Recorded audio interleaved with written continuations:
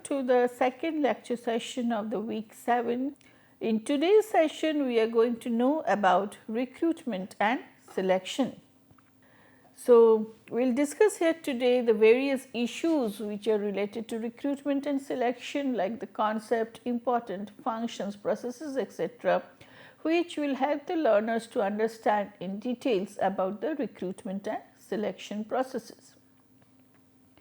So, what is the flow of the recruitment and selection as in strategic HRM process that we have discussed in the, if you have followed the earlier lecture, like we have discussed, like whatever HR functions that we do, it needs to be connected with the business objectives and the business goals.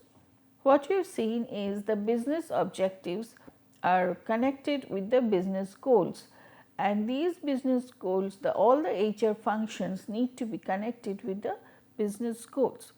So, what we see over here, the business objectives will lead to business goals, and that will define what is the nature of the job. That is, we will do a job analysis, and that job analysis has two parts, which is the job description, like what is the job, and job specification, what kind of employees that we require for that job. And after we have done that, then only we can proceed for recruitment and then selection. So, recruitment comes first and then followed by it is selection process. Now, what is the comparison between a recruitment and selection? Sometimes we utter these two terms together, but there is a specific difference between the objectives and the processes of these two terms. So, let us see what are the difference between these two terms. So, what is the meaning? Recruitment is an activity of searching for potential candidates and encouraging them to apply. Selection is a process of selecting the best candidate and offering them the job. In approach, recruitment is a positive approach. It is seeking out an increase in the applicant's pool. By nature, selection is a negative process or an approach with seeking out ways to reduce the applicant's pool until one ideal candidate is identified. Objective of recruitment is inviting more candidates to apply for a vacant position. Objective of selection is choosing the most suitable candidate and rejecting the rest. What is the key factor for recruitment is advertising the job, and in selection it is appointing the candidate. So, in recruitment, what we find the issues are in sequence. Recruitment comes first, followed by selection. What is the process? In recruitment, the vacancies are notified first through various sources, then the application form is made available to candidates. In selection process, the applicant is made to go through various levels to find out whether they are appropriately fitting into any of these positions. The specifications, the recruitment policy specifies the objective of the recruitment, providing rules and regulations for the recruitment program. So, the selection process policy consists of a series of methods, steps, stages by which the evaluation of the candidate is to be done. Now, what is the concept of recruitment? Recruitment, as you have seen, is a very important part of the staffing process, and it comes immediately after the human resource planning step of the staffing process. So, it is the process of searching for and obtaining applicants for job from whom right people can be selected. So, it is the first is finding out the right people, attracting capable applicants for employment.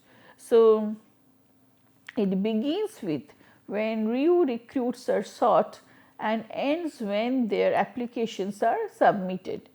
The result is a pool of applicants from which new employees are to be selected. So, It is the first step in creating a powerful resource base.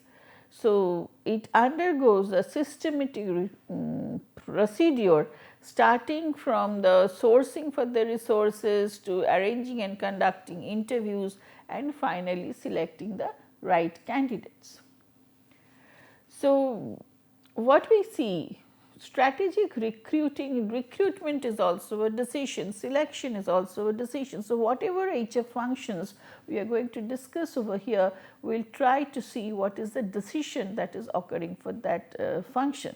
So, when you are talking of strategic recruiting decision, first is the HR planning decision, like how many people are required for my organization, when it is needed, what are the cases needed.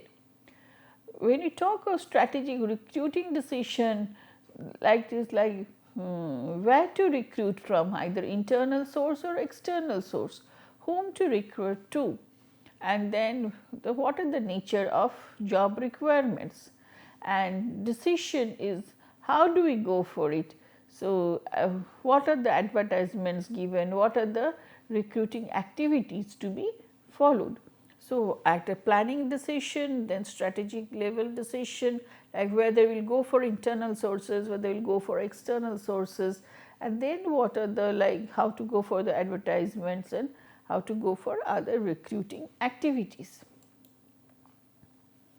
So, what we have to see when we are talking of recruitment, first we have to understand like the how it is related to the staffing process is the nature of the employment has changed, the nature of people employment relationships with the organization has changed, and we get different kinds of employees within the organization, and that is what we call flexible staffing. What we have is regular, one nature of employment is regular employment. What we have over there is regular employment contains of continuous, predictable and scheduled employment of 6 months or longer duration. It may be full time or part time. So, when we talk of full time or part time, full time consists of a regular schedule with a particular working hour per week, but part time consists of regular schedule with working hour less than full time employees per week. Then we have independent contractors who are giving employees, so perform specific services on contract basis and used in a number of areas including management. Then we have professional employer organizations and employees who are leasing. So, employers what they do, they sign MOU with employee leasing agency, after which the agency hires employees and leases back to the company. More such kind of workers are like temporary workers. So, this is where you talk of try before you buy approach. Employees can hire their own temporary employee or hire from agencies supplying temporary employees for which wages like are paid per day or per week basis. Seasonal employees are hired to work on a part-time basis by a company that need extra help during a particular season like crop harvesting, Christmas, etc. So, what we find in recruitment, we have to, and before we jump into our recruitment process, we have to understand what kind of employee we require and where to get from. So, what we understand, recruitment is a two-way process where organization is looking for a qualified applicant and applicants are also looking for potential job employment opportunities, and recruitment is acting as a liaison, as a bridge, as a connection between these two like wants. When organization is looking for a particular applicant and the employee is also looking for a prospective employment opportunities. What are the two goals of recruitment are, at first is attracting qualified applicants, second is also the applicant is looking for employment opportunities, and recruitment process has to like create the bridge between these two things. So, when you are talking of recruitment, what is the importance of recruitment is like ensuring transparency. This is very important from the ethical point of view. Whatever processes, steps are followed for hiring and selection are done transparently, and all the members involved in the process are following the recruitment process with having complete confidence over the end result. So, it helps to avoid discrimination if there is a well settled recruitment policy and selection practices, like it is ensured that the overall process is conducted in a fair and legitimate manner. So, we can understand like expect like there is less of discriminatory behavior is avoided at any stage in the overall recruitment process. So, there is a consistency. So, if we have to see like it's giving the process that is followed is consistent, so that like it should not result in inconsistent results, like today you follow one process, tomorrow you follow another process. That should not be done. It should be a very consistent process which is followed, so that whatever path you have followed gives you a consistent result and helps you to select the right candidate. So, what you have to understand is having a recruitment and selection process means that the organization is a credible one, and people, because there is a stable recruitment and selection process, the organizations earns its credibility, like, and people it's credible enough to apply towards it to it. So, the employee also can make a well informed decision from the recruitment and selection process, like yes, this organization follows a in depth process, there is a transparency in the process, the vacancies are like known, and so yes, we can apply for it. So, having a good recruitment and selection process is important. So, because it helps also in writing a proper job description. So, when you are writing a proper job description, you are describing about the what are your nature of the work, whom do you need as a part of the employee. So, this having a and where to get from, what are the expected job roles. So, it is a both way, like having a proper job analysis helps you to do a proper recruitment, and the feedback that you get from the recruitment process and selection process also helps to improve your job analysis. So, ensures legitimacy. This is another importance of recruitment. So, every step of the recruitment process. So, if you have to make a pool of candidates, so you have to look into the laws, and you have to ensure like the interest of the organization and also that of the candidate is maintained. So, what are the processes of recruitment is first step in, of course, there is a recruitment planning, which is the first step where the vacant positions are analyzed and described. It includes job specification and its nature, experience, qualification and skills required for the job. Second step is a recruitment strategy. So, after completing the preparation of the job description and job specification, recruitment strategy is the second step. So, where a strategy is prepared for hiring employees from which sources, and to decide which strategy to adopt for recruiting the potential candidates for the organization. Step 3 is the searching for the right candidates. So, like where to source from depending upon the requirement of the job.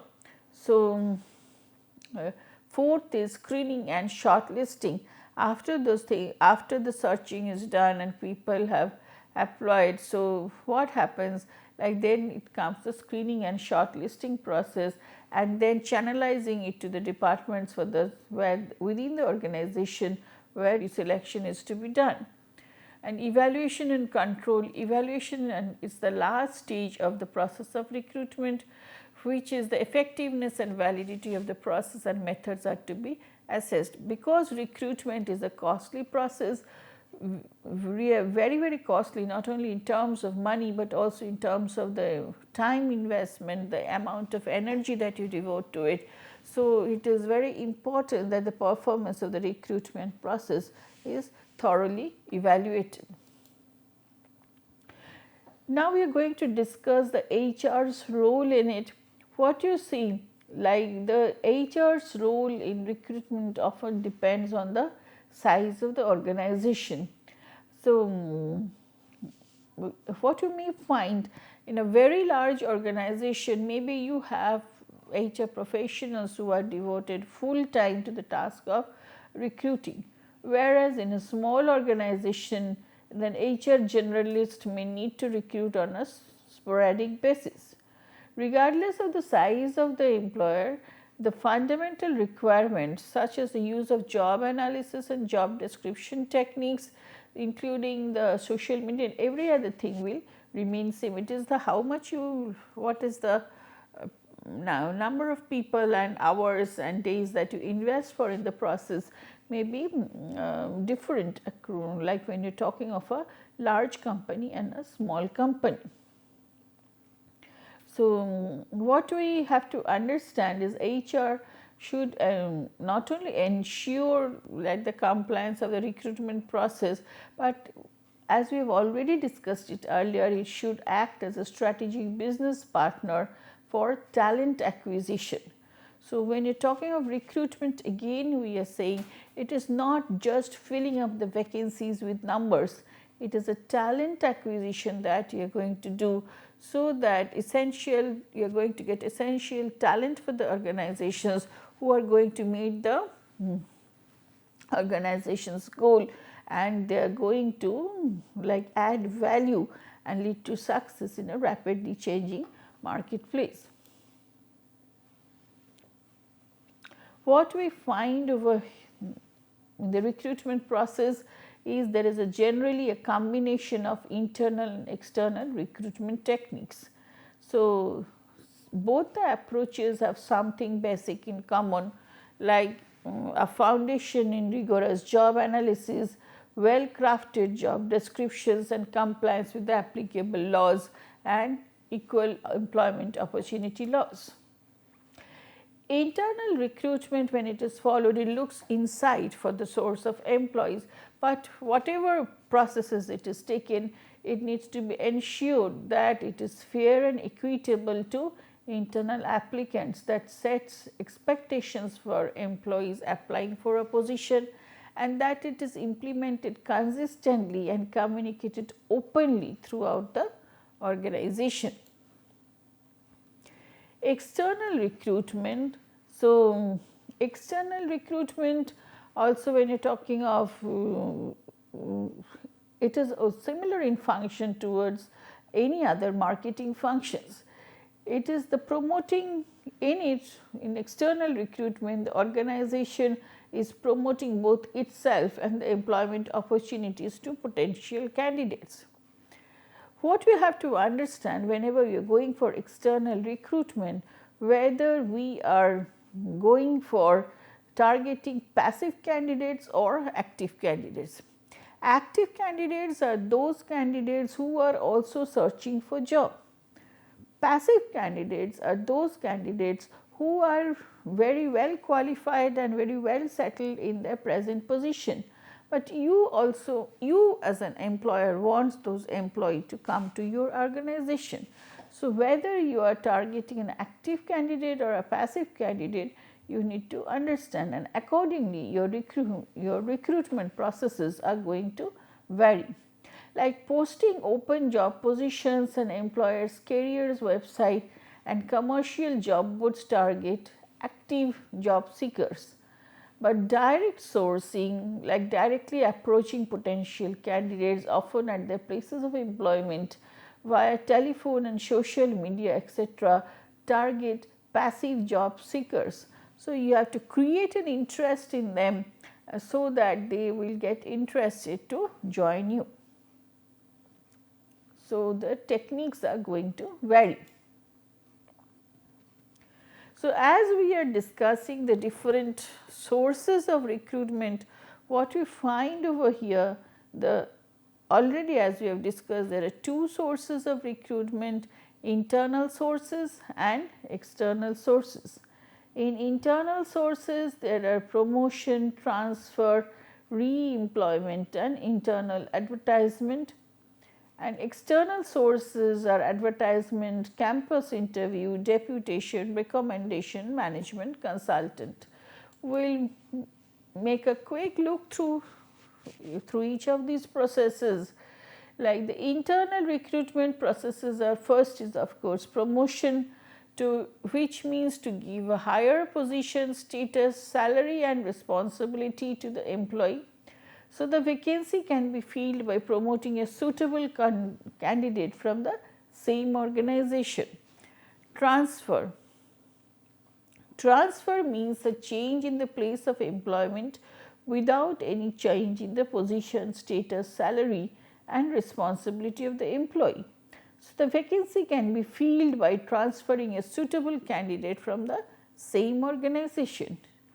Internal advertisements. Here the vacancy is advertised within the organization. The existing employees are asked to apply for the vacancy. So, recruitment is done from within the organization. Retired managers. Sometimes retired managers may be recalled for a short period. This is done when the organization cannot find a suitable candidate. Recall from long leave. The organization may recall a manager who has gone on a long leave. This is done when the organization faces a problem which can only be solved by that particular manager. After he solves the problem, his leave is extended. The external sources of recruitment are management consultants. Management consultants are used for selecting higher level staff. They act as a representative of the employer. They make all the necessary arrangements for recruitment and selection. In return for their services, they take a service charge or commission. Campus recruitment is an important type of external sources, where the organization conducts interviews in the campuses of management institutes and engineering colleges. Suitable candidates are selected by the organization based on their academic record, communication and skills and intelligence etc. Recommendations. The organization also may recruit candidates based on the recommendations received from existing managers or from sister companies. Public advertisements, as we know, is a given information about the company, the job and the required qualities of the candidate. It invites application from suitable candidates. This is public advertisement is the most popular source of recruitment. Deputational personnel is the organization may also recruit candidates who are sent on deputation by the government or financial or academic institutions or by holding or subsidiary companies. So, people may come in for deputation also. Succession plan. Organization can use succession planning strategies not only to identify the potential talent in the organization, but also to establish developmental plans to help prepare individual for promotion and roles. So, that is why we are discussing succession planning separately over here. Succession planning is important both from career planning side and also from the recruitment side. Employee referral programs, these are programs where it is a recruiting strategy where the employers encourage the current employees through rewards to refer qualified candidates for jobs for their organization. what happens is employee referred new hires tend to be better performers than non-employee referred new hires. They try to stay also for much longer time. They are also performing in a better way. So, and it is often the fastest way to find external talent. Boomerang employees are employees who have left the organization, but they are ready to return at some time later. They are called boomerang employees. There are three typically boomerang employees. One are traditionally boomerangs who work in a particular company for a few years and then maybe they find an opportunity elsewhere to develop, or they get more money, and so that is why they have left. But maybe after a certain point of time they have realized that the other organization is not suitable for them and they are ready to return back. Like when the older organization gives them a higher pay or a higher level in the position in the organization. Life event boomerangs, they have generally left because of family issues and maybe education or of children or spouse relocation, and if the organization agrees to take care of these circumstances, they may return back, or once these personal issues are taken care of, they are ready to return back. So, planned boomerangs are often seasonal hires and include students who work during school breaks and are they can be hired back when there are employees, they have a busy session. Now, there are both the sources, internal sources and external sources, or the internet hiring have their own advantages and disadvantages. What are the advantages of the internal sources are? It is like it encourages the morale of the promotee, it is a better assessment of abilities, lower cost for some jobs, motivator for good performance, causes of succession of promotions, have to hire only at the entry level. Disadvantages are it may lead to inbreeding, possible moral problem for those who not promoted, political infighting, need for management development programs. External sources advantage is new blood brings new perspective, cheaper and faster than training professionals. No group of political supporters in company there may bring new industry insight. Disadvantages is may not select someone who will fit the job, and the organization may cause moral problem for internals. Candidates are not selected maybe, and longer adjustment or orientation time. Internet recruitment method is you find like there are job boards and employment websites are there.